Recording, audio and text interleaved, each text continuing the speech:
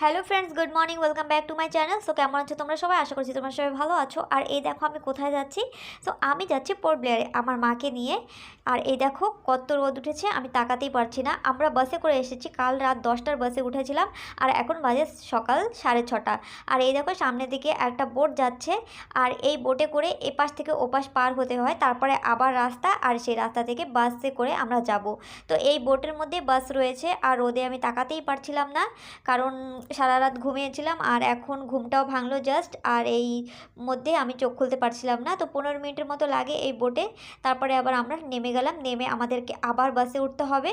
তো এইখান থেকে যখন ব্রিজ হয়ে যাবে তখন আর এই কষ্টটা আমাদেরকে করতে হবে না, নেমে আবার উঠে। এই দেখো বোট থেকে সব গাড়ি আস্তে আস্তে নেমে যাচ্ছে। তো আমরা আগে আবার বাসে উঠবো, আর আমার মা বোতল নিয়ে আগে আগে হাঁটছে। আর এই দেখো আমাদের বাসও চলে এসছে। তো এখন আমরা আবার বাসে উঠবো আর তারপরে আবার আমাদের জার্নি শুরু। তো এই দেখো আমাদের বাসও ছেড়ে দিয়েছে। তো এখনও 3-4 ঘন্টা লাগবে এই বাসে করে জঙ্গল পেরোতে। আর এই জঙ্গলটা কিন্তু জারোয়াদের এলাকা, আর এইখান থেকে দুটো জারোয়া উঠলো।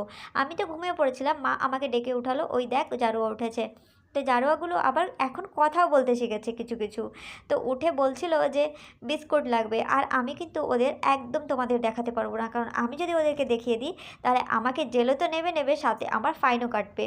তো সরি বন্ধুরা, আমি দেখাতে পারবো না। তোমরা হয়তো জানো যে জারোয়া দেখানো নিষেধ আমাদের এইখানে।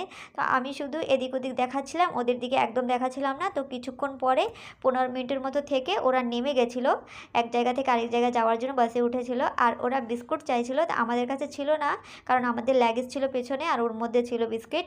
যার যার কাছে ছিল সেরা বিস্কিট ওদেরকে দিয়েছে, আর ওরা বিস্কিট টিস্কিট নিয়ে নেমে গেছিলো, এইখানটায় দাঁড়িয়েছিল। তো এখন আমি ক্যামেরাটা ঘোরাচ্ছি, কারণ এখন ওরা নেই, চলে গেছে। তো জারোগুলোকে দেখে খুব ভালো লাগলো, আর ওরা বাসে উঠেছে আমাদের মাঝে। ওদের দেখে খুব কষ্ট হয়, কি করব। তো ধীরে ধীরে জঙ্গলটা পাড়িয়ে আমরা আবার শহরে এসে গেছি। এই দেখো এখন বিল্ডিং ফিল্ডিং সব দেখা যাবে, এখন আর তেমন একটা জঙ্গল টঙ্গল নেই। আর তারপরে আমরা তুষনাবাদ বাজারে চলে এলাম। আর এই বাজারের পাশে পাশে অনেক সুন্দর সুন্দর ঘর আছে। আমি যখনই পোর্টব্লেয়ারে আসি এই বাসে করে বসে জানলা দিয়ে আমি এই ঘরগুলো দেখি, কারণ এই ঘরগুলো খুব সুন্দর ডিজাইনের। আর আমার ইচ্ছে আছে কোনোদিন আমি এরকম একটা ঘর বানাবো, আমার খুব ইচ্ছে। তো এই ইচ্ছেটা তখনই পূরণ হবে যখন তোমরা আমার একটু হেল্প করবে, কারণ তোমরা যদি হেল্প না করো এটা কখনোই পসিবল না। আর তারপরে আমরা চলে এলাম দাদার ঘরে। এখানে আমার দাদা স্কুলে পড়ায়, আর এখানে ও রেন্ট রুমে থাকে।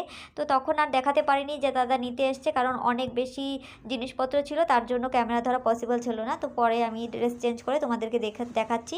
তো এখান থেকে রাস্তা আর এইটুকু দূর খালি, এই যে ওর রুম। তো ভিডিওটি ভালো লাগলে একটা লাইক করে দিও, আর আমার চ্যানেলে নতুন আসলে সাবস্ক্রাইব করে দিও। দেখা হচ্ছে অন্য ভিডিওতে।